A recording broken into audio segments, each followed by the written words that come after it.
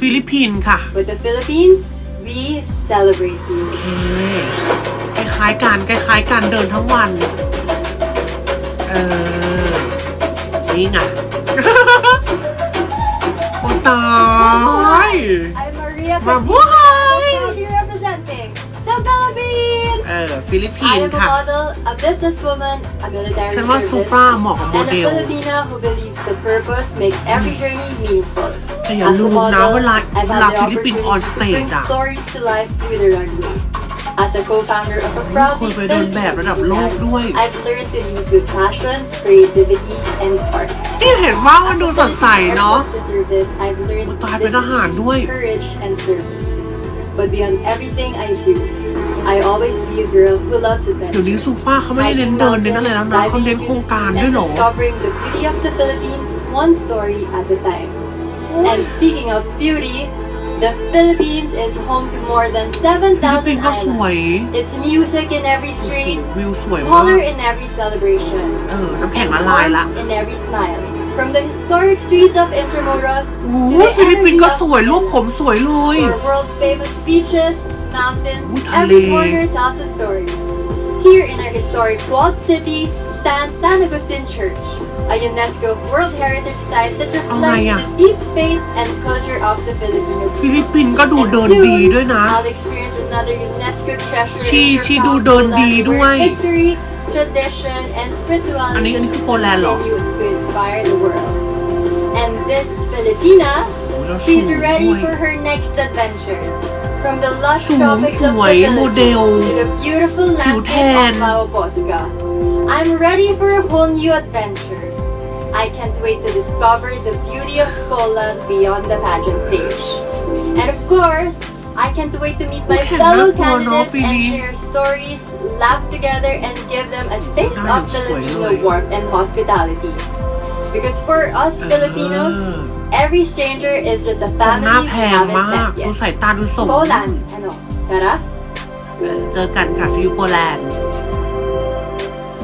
So inyo pong napanood mga kapolitika itong reaksyon ng isang Thai vlogger dito sa ating pambato sa Miss Supranational 2026 na si Katrina Ligado dahil sa July 13 na po ang flight or departure ni Katrina para dito sa kanyang maging laban sa Miss Supranational para ngayong taon.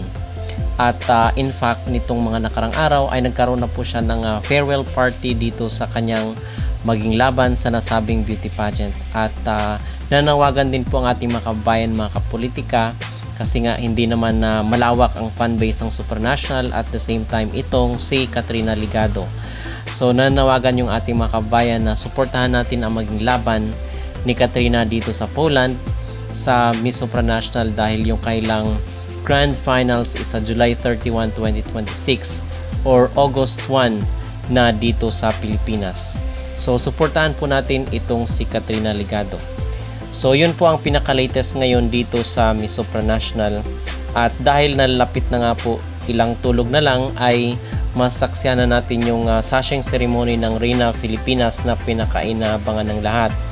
At in fact, mga kapolitika ngayon ang sinasabi ay si Alexi Brooks lang daw talaga ang nakikita na kumikinang na para dito sa corona ng Reyna Filipinas. So ayon doon sa announcement is nasa 21 contestants lang yung maglalaban-laban para dito sa corona ng Miss Grand at sa MGI All-Stars.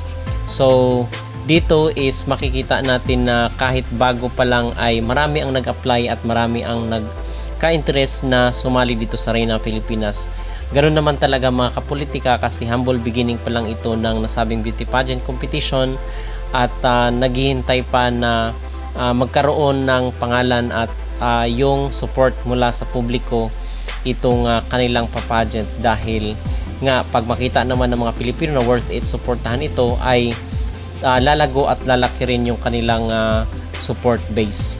Okay, so at baka sa mga susunod na araw is marami na rin na mag-apply dito sa Reyna Filipinas. Ilongga beauty queen Alexi Brooks returns to the national competition stage through the first staging of the Reyna Filipinas pageant.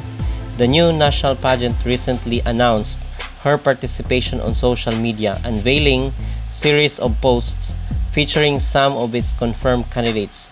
Brooks, who was crowned Miss Eco International 2025, also shared the announcement with her followers on her own social media page.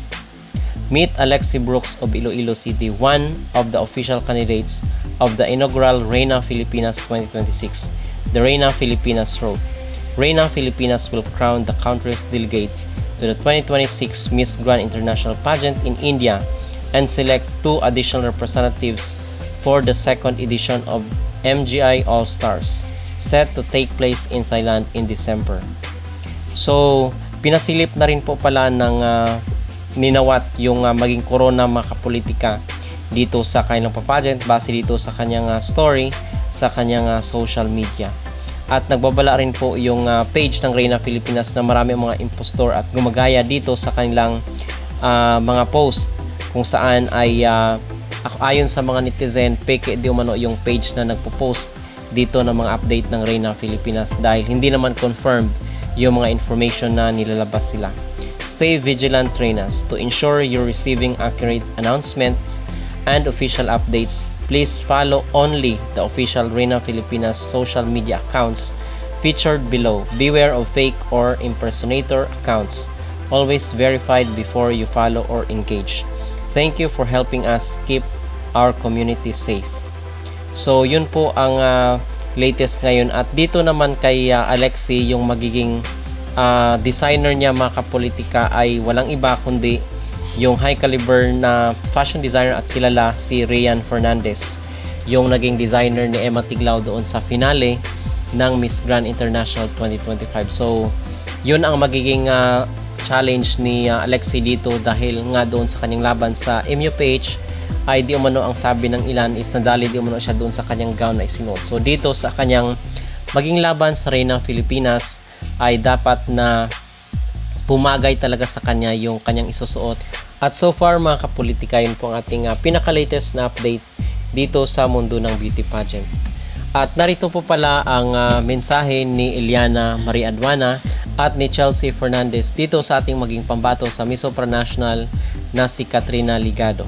Miss Chelsea? But yes, ay batiin daw kita, Felipe. Happy birthday, Felipe! But yun nga po, kay Miss Kat, ayan, nalaman niyo naman po bakit we call her Miss Kat, but that's exactly the reason why. But ako, I've had the privilege of witnessing Miss Kat's journey towards the crown as a friend and also as a sister from the MUPH. No? And masasabi ko lang talaga na sobrang grabe ng sipag talaga ni Miss Kat. Imagine nyo may shoot siya today, attend siya ng birthday party or like birthday celebration. She won't miss out on our big celebrations. Tapos pumunta siya ulit ng shoot again. Tapos kinabukasan shoot ulit. And that's how hardworking she is. Sobra talaga.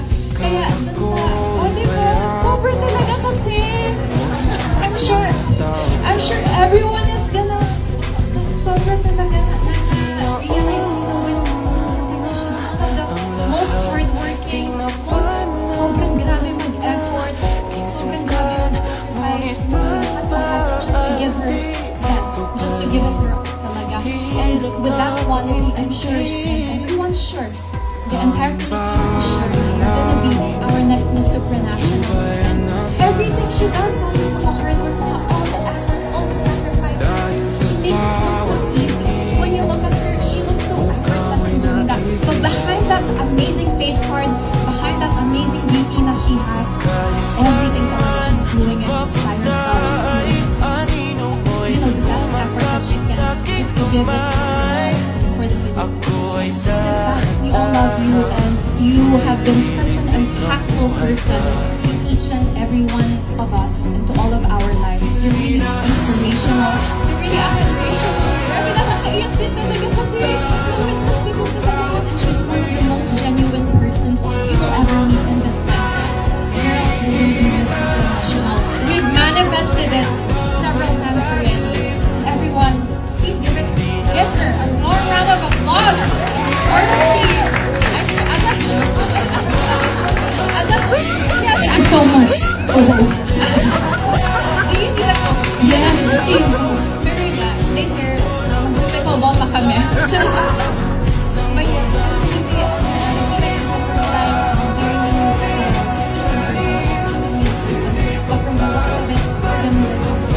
luck to the both of you, and God bless you both.